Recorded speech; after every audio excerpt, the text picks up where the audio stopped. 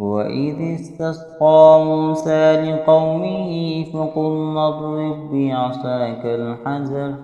فانفجرت منه 12 عينا قد علم كل أناس مشربهم كلوا واشربوا من رزق الله ولا تعثوا في الأرض مفسدين وإذ قلتم يا موسى لن نصبر على طعام واحد فادع لنا ربك يخرج لنا مما تنبت الأرض من بطنها وقثائها وفومها وعدسها وبصلها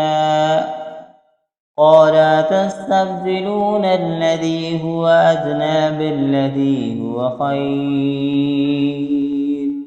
اهبطوا مصرا فإن لكم ما سألتم وضربت عليهم الذلة والمسكنة وباءوا بغضب من الله